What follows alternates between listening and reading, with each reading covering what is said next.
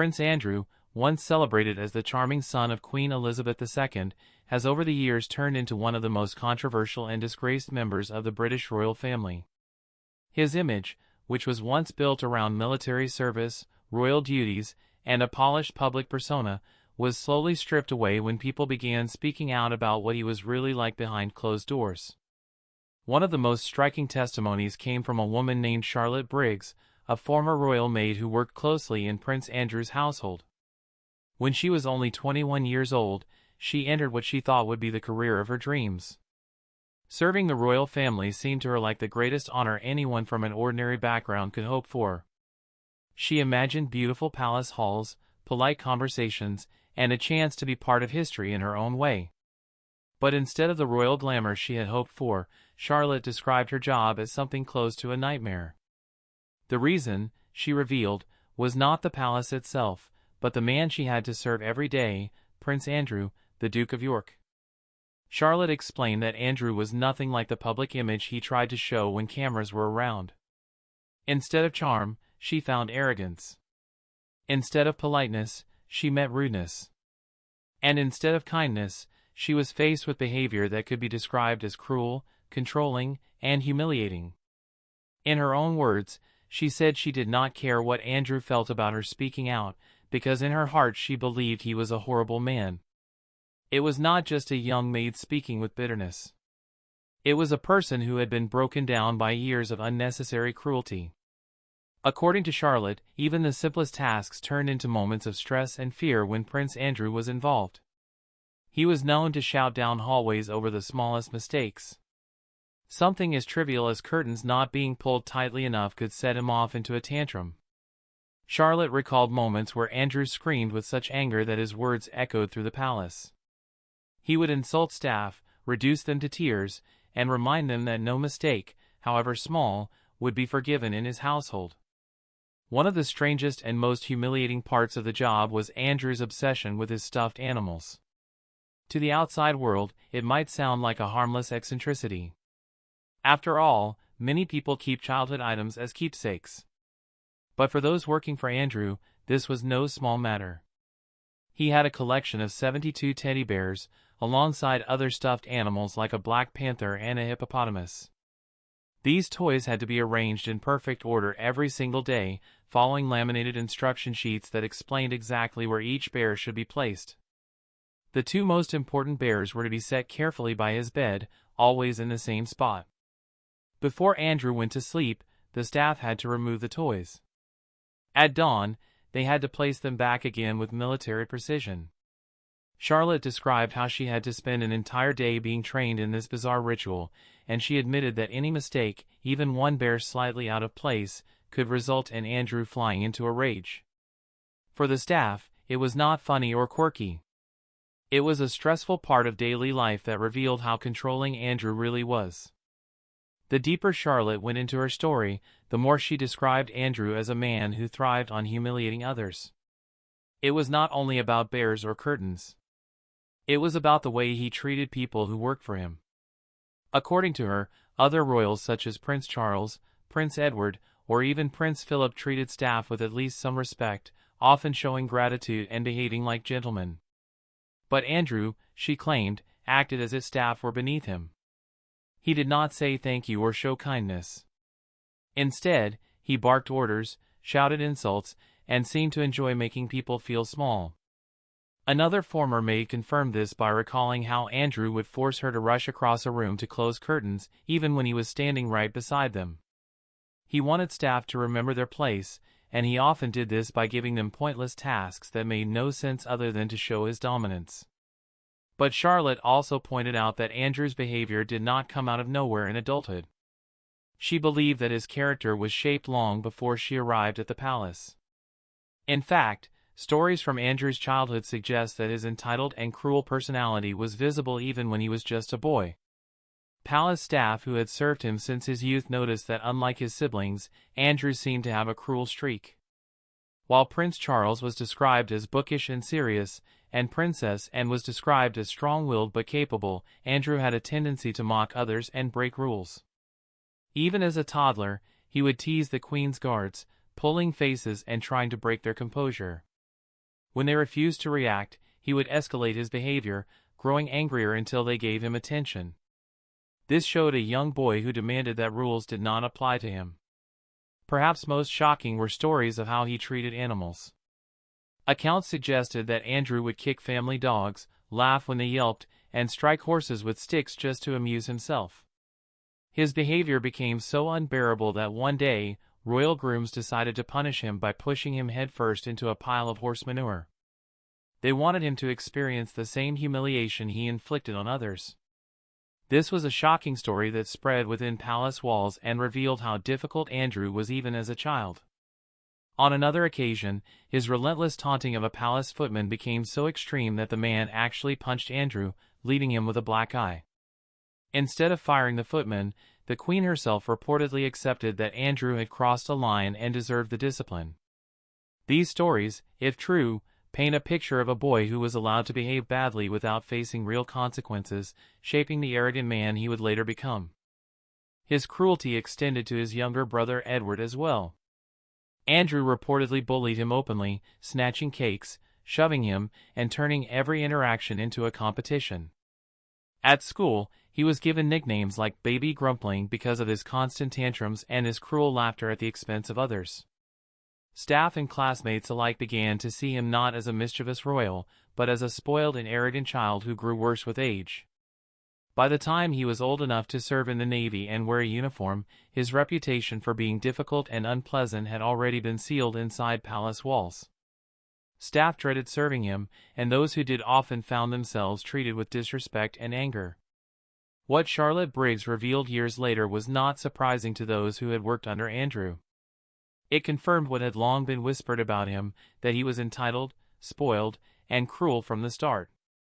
But what truly shocked the world was not only how he treated staff, but also the way his behavior spiraled into scandals that would stain the monarchy forever. His treatment of staff was bad enough. But when stories of his lifestyle, his friendships, and his public scandals began to surface, the world realized that Prince Andrew was not just a difficult man behind palace doors. He was a growing problem for the entire royal family. And this problem was about to explode on a global stage.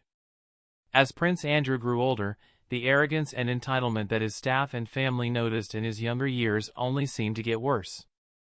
In public, he tried to present himself as the polished son of the Queen, a decorated war hero who had served in the Falklands War, and a man committed to duty. But behind the charm that he displayed at royal events, there was another side that the British press eventually uncovered. Long before his name was tied to international scandal, Andrew was already making headlines for his wild lifestyle. The tabloids in the 1980s and 1990s gave him the nickname Randy Andy because of his reputation for dating models, actresses, and socialites. Unlike his brothers Charles and Edward, who were more reserved and cautious, Andrew seemed to enjoy the spotlight of his bachelor life. He attended flashy parties, went on luxurious vacations, and was photographed with glamorous women. For the public, this seemed like harmless fun at first. But for the royal household, it was already becoming a problem. Royals were expected to be discreet, controlled, and above scandal. Andrew, however, often acted as though the rules did not apply to him. This sense of freedom and lack of accountability continued even after he married Sarah Ferguson in 1986. Their wedding had been a major royal event, and at the time, it seemed like Andrew was settling down. But the marriage soon faced difficulties. Both Andrew and Sarah were accused of enjoying lifestyles that clashed with the image of duty and service the monarchy was supposed to project. They spent lavishly, often relying on royal funds and taxpayer money to maintain their luxurious ways. Their relationship became rocky, and by 1992 they separated, officially divorcing in 1996. Sarah Ferguson herself was caught in scandals, including a famous moment where paparazzi photographed her in compromising situations. While this embarrassed the royal family, it was Andrew's behavior that would later become far more damaging. By the late 1990s and early 2000s, Andrew was increasingly criticized for his financial dealings. He was accused of using his royal position to build connections with wealthy businessmen around the world, particularly in the Middle East and Asia. Some reports claimed he acted as a fixer, helping billionaires secure deals or gain access to British markets, all while enjoying their hospitality in the form of private jets, five-star hotels, and expensive gifts. In 2001, Andrew was officially given the title of UK's Special Representative for International Trade and Investment, a role that should have been about supporting Britain's economy. Instead, critics argued, it became another way for Andrew to surround himself with luxury and questionable friendships. His travels cost the British taxpayer millions, and his reputation as a freeloading prince began to grow. Newspapers reported that his staff called him His Rudeness instead of His Royal Highness because of his constant bad temper. These accounts mirrored what Charlotte Briggs and other former staff had already described. Andrew believed he was untouchable and treated people with disdain. The most devastating blow to his reputation, however, came from his friendship with American financier Jeffrey Epstein. Epstein was a wealthy man who moved in elite circles, but his life was filled with dark secrets. In 2008, Epstein was convicted of sex crimes involving minors, and even after his conviction, Prince Andrew maintained a friendship with him. Photographs of Andrew with Epstein surfaced, showing the Duke of York walking with him in New York's Central Park in 2010, 2 years after Epstein's conviction. The world was shocked.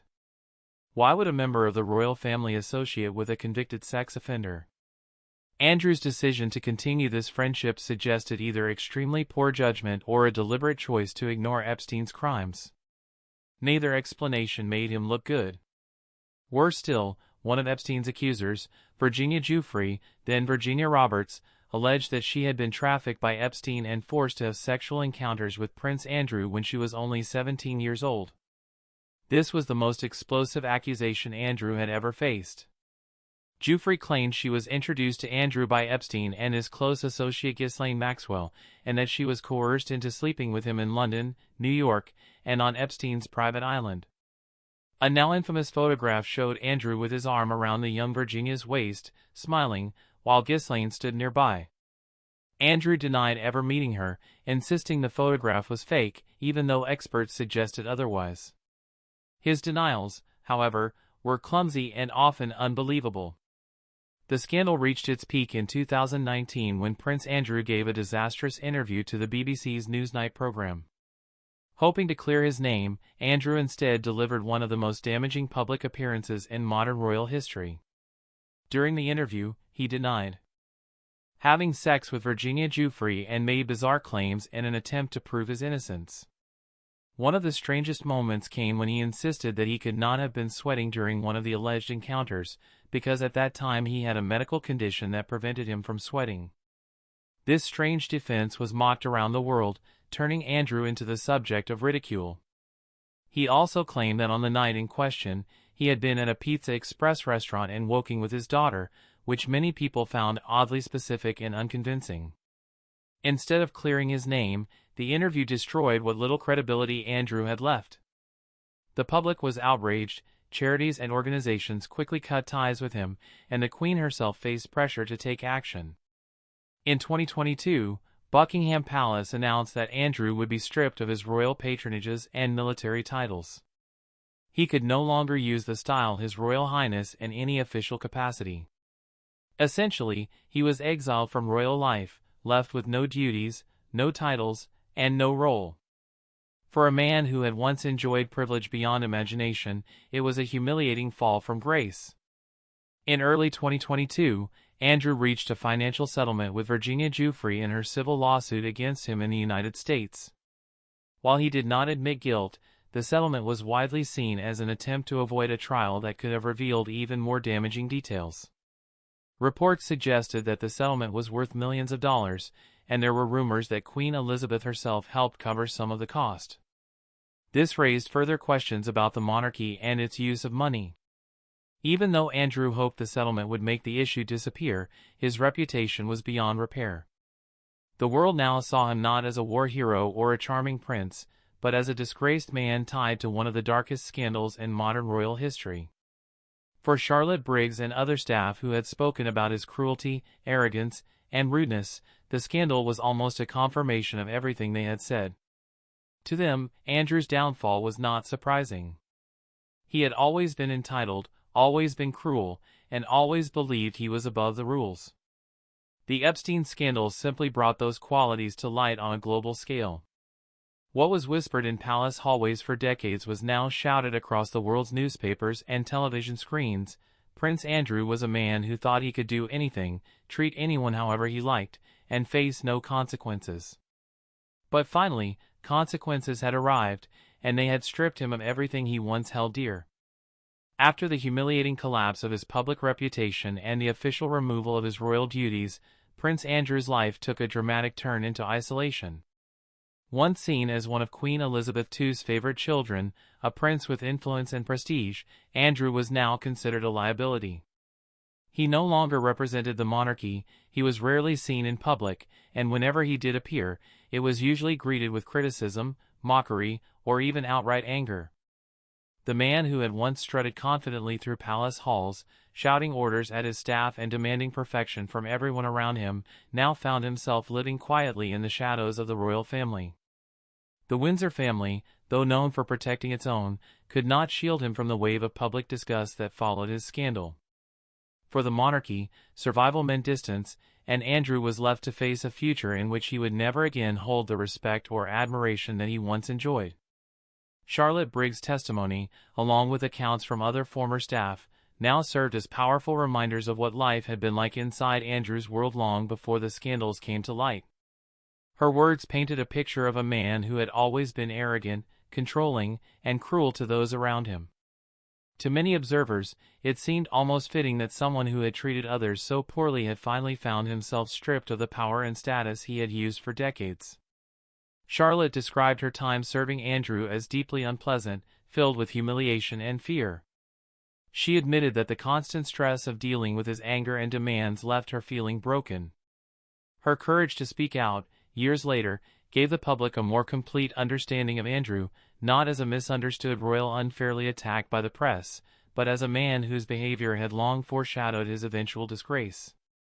Inside palace walls, Andrew's exile created awkwardness for the royal family. He continued to live at the Royal Lodge in Windsor, a luxurious residence, but with no official duties and no clear role. Some reports suggested that he struggled to accept his new reality, still believing he could one day return to public life. But the monarchy, especially under King Charles III, had little interest in restoring Andrew to a position of visibility. With the royal family facing constant scrutiny, Andrew's presence was seen as toxic, and every reminder of him threatened to overshadow the institution's attempts to modernize and move forward. Even his own daughters, Princess Beatrice and Princess Eugenie, faced the burden of their father's ruined reputation.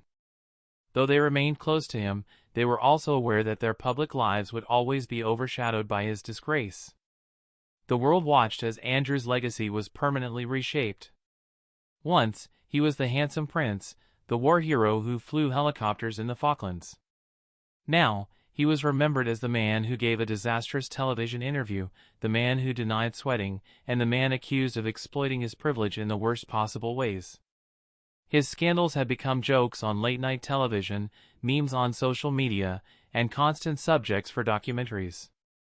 For Andrew, who had spent decades demanding respect from staff and expecting unquestioned obedience, the loss of public respect was perhaps the harshest punishment of all. He had gone from shouting down palace hallways to being silenced by scandal, and his name would forever be tied not to service, but to shame. Charlotte Briggs' story, though focused on the private details of his cruelty, became part of this larger narrative. Her descriptions of being forced to close curtains while Andrew stood nearby, or of arranging dozens of teddy bears with military precision, gave the world a glimpse into the strange and controlling environment he had created. These details mattered because they humanized the scandal.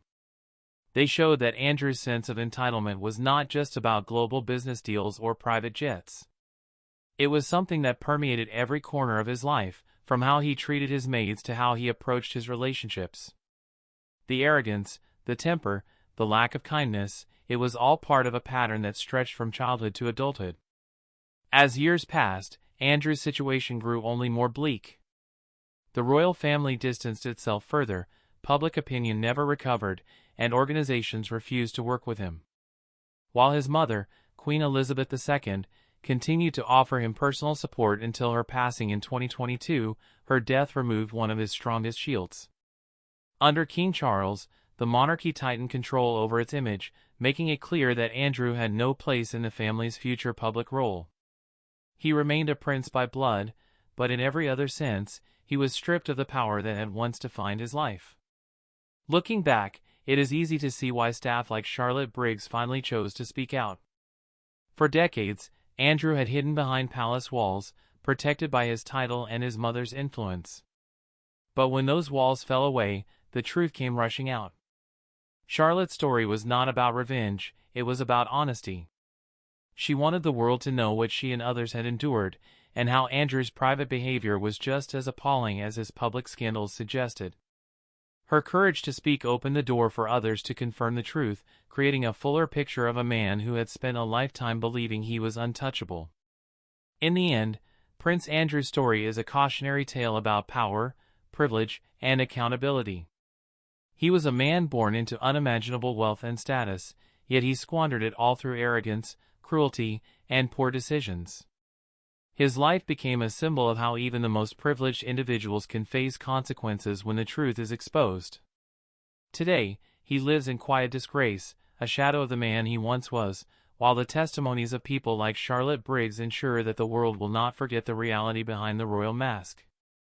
Her words, along with the scandals that followed, cemented Andrew's legacy not as a respected prince, but as a fallen figure who lost everything because he believed he could never be touched by the rules that govern ordinary people. For those who once worked for him, his downfall may feel like justice long delayed. For the public, it stands as a reminder that power without humility often leads to destruction. And for the royal family, it is a scar that will never truly heal, a chapter of shame that continues to echo even as the monarchy tries to move forward. Prince Andrew's former maid did more than just tell her story, she revealed the character of a man who had lived for too long without consequence. And in doing so, she helped the world understand why his fall was not only inevitable but, in many ways, long overdue. For decades, Prince Andrew, Duke of York, carried the image of a charming royal, the Queen's beloved son, a war hero, and a man born into a life of privilege. To the public, he appeared polished, confident, and untouchable. But behind the palace doors, away from the cameras, the story was very different. Former staff members who served him for years tell of arrogance, cruelty, and bizarre behavior that made working for him a nightmare. Among the most powerful voices is Charlotte Briggs, a former maid who witnessed his true character firsthand. What she revealed shattered the illusion of royal glamour. From explosive tantrums over the smallest mistakes, to strange demands involving dozens of teddy bears, and humiliating treatment of staff, her account painted a picture of a man consumed by entitlement. This is not just a story about a difficult boss. It is the story of how unchecked power and privilege can twist a person's character, leading to arrogance that eventually destroys everything. What began as whispers inside the palace would later explode into global scandals that stripped Andrew of his titles, his respect, and his place in royal life forever.